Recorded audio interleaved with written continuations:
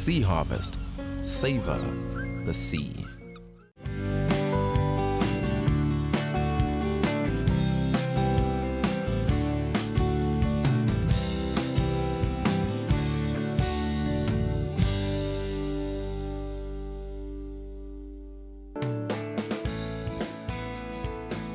So when the lights are out, you're feeling down, it's a perfect time to have a party.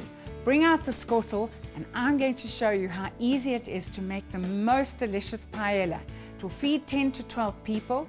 It uses a variety of delicious seafood, some cape hake, a seafood mix, prawns and mussels, and lots of lovely other ingredients like peppers, garlic, tomatoes, rice. It really is a crowd pleaser. And it's a great way to get everyone involved. Start off by cutting the hake. I'm using hake medallions. And if you are going to be cutting up frozen fish, it's a good idea to put the box in the fridge. So it just softens a little bit, which makes cutting up that much easier. Just want to warm up some olive oil. The oil is piping hot. You just want to sort of sear the edges of the fish.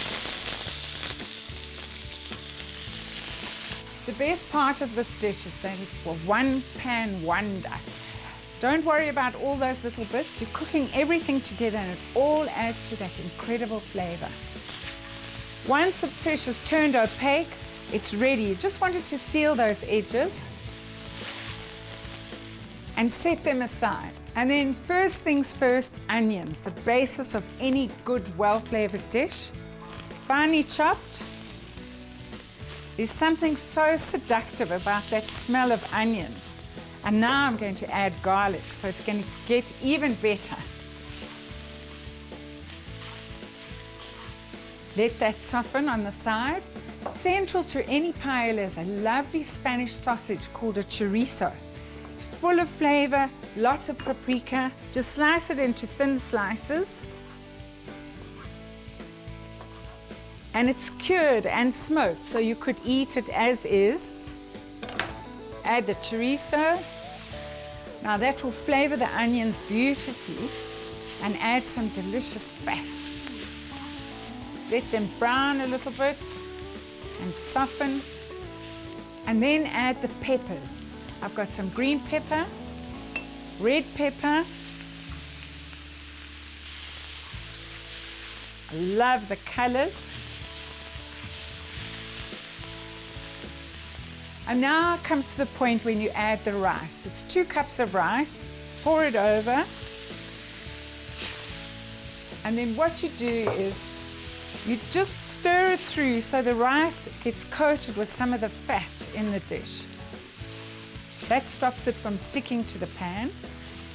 Now it's ready for the lovely sizzle of white wine. Put that in and the rice starts absorbing that wonderful flavor of wine. You want it to almost cook through. Once that's been absorbed, you need to add 1.5 liters of chicken stock. You can use vegetable stock if you wanted to, or good fish stock. This is what's going to cook the rice. Stir it through. And at this point, you add the most expensive spice in the world, saffron. Saffron is said to be as expensive as gold dust. So use it very subtly. Little pinch. And you know, if you don't have saffron, just add a teaspoon of turmeric, which gives it that good color. Little bit of water, preferably warm water. Stir that through.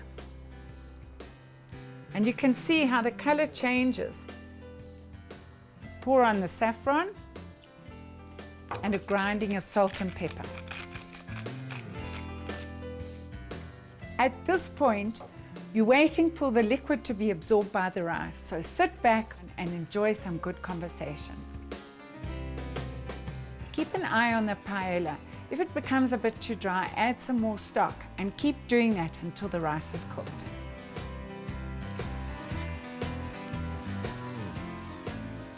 This is perfect time to add the rest of the ingredients. Some chopped fresh tomato, a handful of frozen peas, stir those through. And now we return the Cape hake to the paella. I'm going to add a bag of seafood mix, which I've defrosted overnight. It's a combination of squid, crab sticks, mussels, and some fish.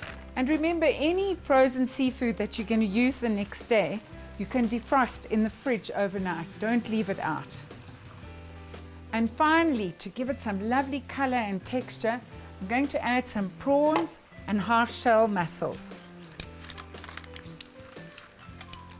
Prawns are essential to a paella. These ones have been deheaded, but they've still got the shell on, which gives it great texture and color. Let them cook through, but you know prawns and mussels are going to cook very, very quickly, so it's literally about another 5 minutes.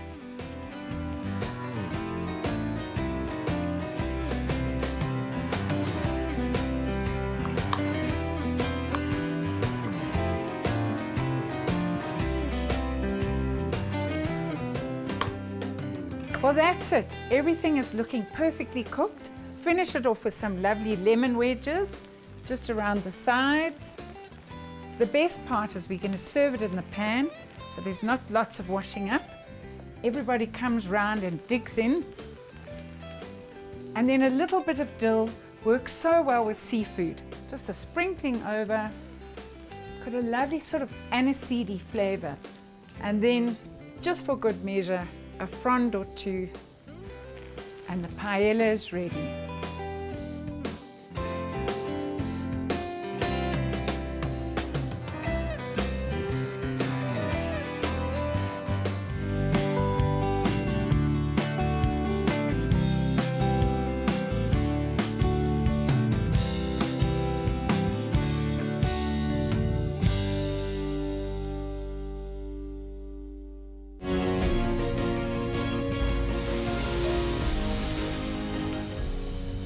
Sea Harvest. Savor the sea.